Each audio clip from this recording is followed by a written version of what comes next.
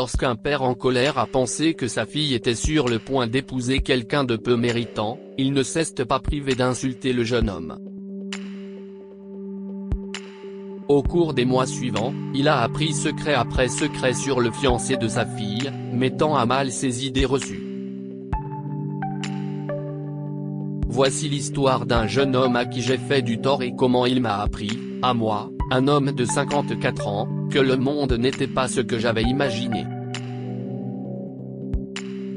Un beau dimanche soir, j'attendais que ma fille rentre à la maison pour déguster la délicieuse tourte au poulet chaude que je lui avais préparée, et peut-être regarder un film avec elle plus tard.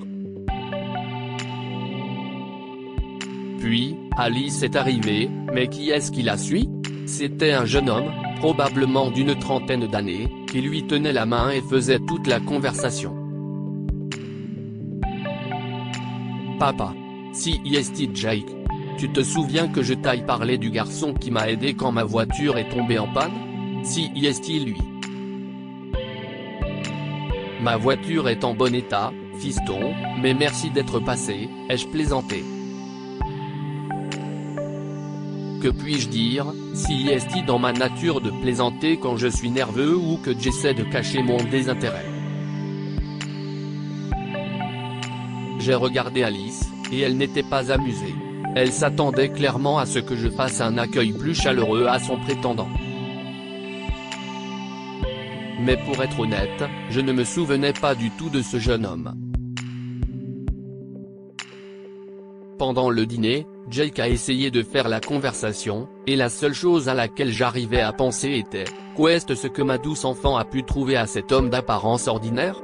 Je pouvais voir la voiture dans laquelle il était arrivé et les vêtements qu'il portait. La confiance et la politesse semblaient être les seules choses que cet homme avait en abondance. J'ai assez vite décroché de la conversation, ne posant que les questions de routine occasionnelles sur son origine et son métier. Il n'y a aucune chance que ma fille sorte avec lui plus d'une semaine, ai-je pensé. Mais ensuite est arrivé le choc de ma vie et le moment où j'ai fait quelque chose dont je ne suis pas fier.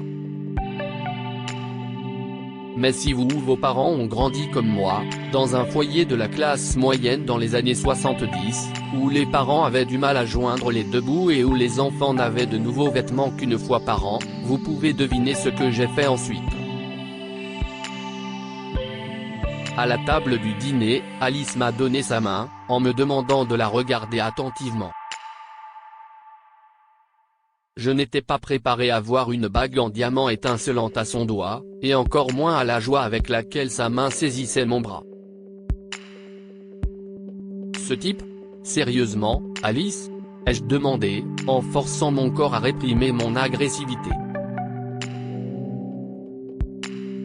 Tu es sorti avec lui pendant 3 ans, chérie. Tu as acheté des gars avec des emplois stables et des entreprises à $1 million pour les raisons les plus étranges. Et maintenant, quand un type qui n'a pas assez d'argent pour s'acheter une voiture décente ou un beau costume se présente, tu tombes sous son charme? Ai-je dit à ma fille. J'aurais dû m'arrêter là. J'aurais dû voir le regard brisé sur le visage de ma fille et laisser tomber. Mais je ne l'ai pas fait. Elle a fait sa maîtrise en sciences politiques. Et toi, tu as abandonné tes études au hasard? Pourquoi te laisserais-je épouser ma fille? Ai-je demandé. Avec tout le respect que je vous dois, monsieur, je ne suis peut-être pas instruit, mais je suis parfaitement capable de m'occuper de votre fille. Peut-être que nous pouvons nous calmer et, Jake commençait à expliquer, mais son ton calme ne faisait que m'agacer davantage. Je ne sais pas ce qui m'a pris. Dans cet élan de colère, j'ai ouvert la porte et lui ai fait signe de partir. Donc, non. On n'a pas vraiment commencé du bon pied. Et même lorsque nous nous sommes retrouvés pour la deuxième fois une semaine plus tard, les choses étaient destinées à rester tendues entre le fiancé de ma fille et moi. Je suis sorti de mon bureau pour trouver Jake et Alice qui m'attendaient.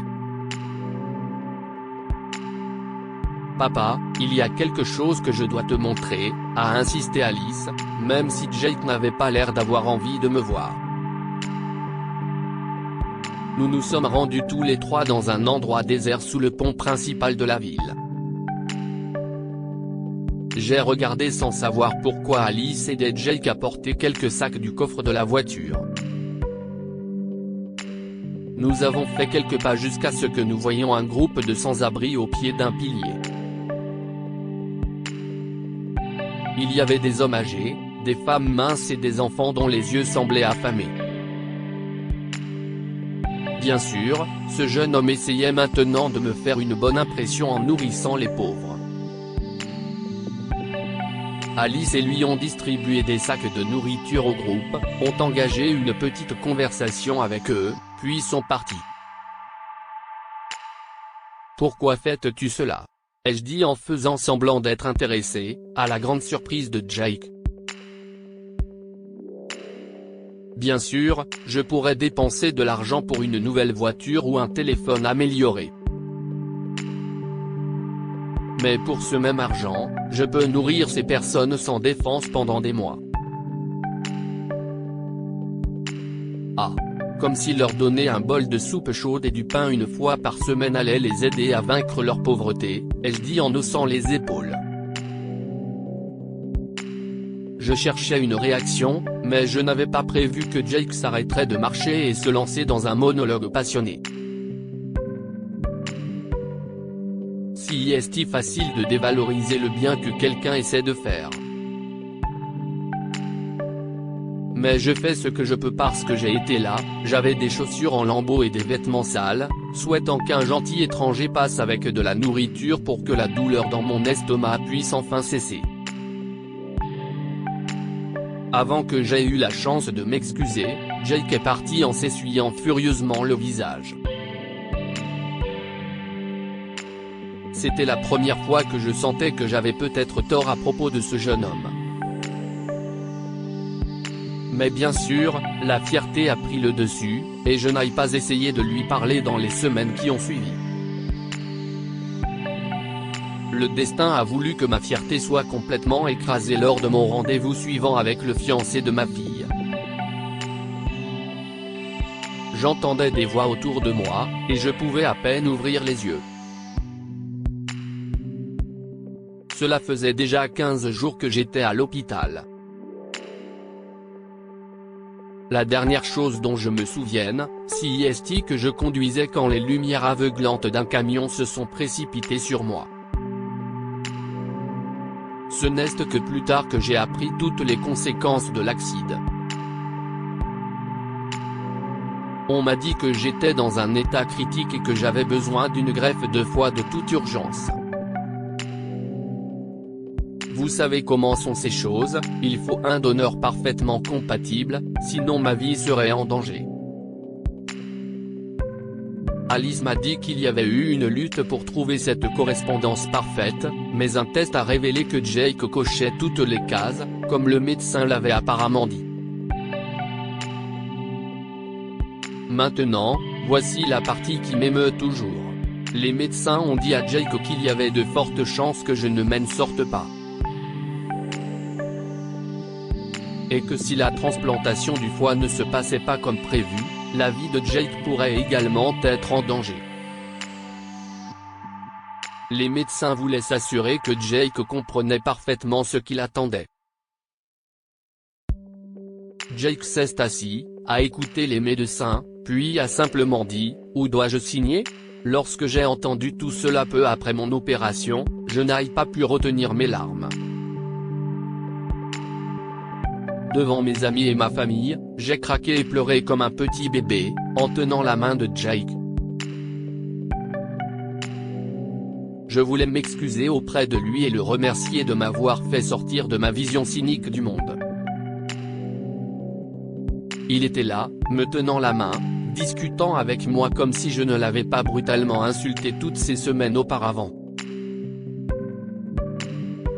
Alice et Jake étaient super excités par ma guérison, et le jour où j'ai réalisé que j'étais physiquement capable d'étreindre à nouveau, je les ai embrassés tous les deux et leur ai donné ma bénédiction pour se marier. Mais il y a une dernière chose que j'ai appris sur Jake qui m'a choqué au-delà des mots. C'était le jour de leur mariage. Jake avait insisté pour s'occuper financièrement de tous les arrangements, et j'ai été plus que surpris de marcher sur cette magnifique pelouse, cette salle de banquet décorée avec classe dans des tons dorés et de blanc. L'homme a clairement économisé pour ça, ai-je pensé. Et en traversant la foule des invités, j'ai été étonné de voir tant de visages familiers inattendus. Il n'y avait pas que la famille et les amis, il y avait aussi mes collègues qui travaillaient dans la même entreprise que moi. Il s'agissait de visages que je n'avais vus qu'un petit carré lors de réunions du conseil d'administration en ligne. Tous ces hommes et ces femmes bien habillés étaient des chefs de région, des dirigeants de pays et des directeurs généraux de différents coins du monde. Monsieur Schwartz, quel plaisir de vous rencontrer ici, ai-je dit en m'approchant du président du pays de la division allemande. C'est alors que j'ai compris pourquoi le visage de Jake m'était si familier. Il était le cerveau timide et introverti qui avait créé l'entreprise technologique pour laquelle je travaillais il y a 10 ans. Et moi qui pensais que je méritais le respect parce que j'étais un simple directeur général. C'est seulement à ce moment-là que j'ai commencé à vraiment comprendre le jeune homme. C'était une personne calme et bienveillante à la tête d'une multinationale prospère. Il était le patron trentenaire de plus de 50 000 employés dans le monde, et pourtant, il apportait régulièrement de la soupe, du pain et d'autres aliments aux sans-abri sans l'annoncer à personne. Et il était amoureux de ma fille. Cette partie était compréhensible. N'importe qui aurait de la chance d'avoir ma fille dans sa vie, y compris l'incroyable gentil et intelligent Jake. Les jeunes mariés ont élu domicile à quelques rues de chez moi. Et pour mon anniversaire, il y a 2 mois, mon gendre m'a acheté une voiture de luxe noire. Il savait que je l'apprécierais, mais cette fois, c'est moi qui l'ai surpris. Mon fils, la voiture est magnifique. Mais ça t'ennuie si je la vends et que je donne l'argent aux sans-abri ? Les yeux de Jake se sont illuminés de joie, et il a hoché la tête en disant, « Ce serait tout à fait acceptable, papa. » C'est donc ce que j'ai fait.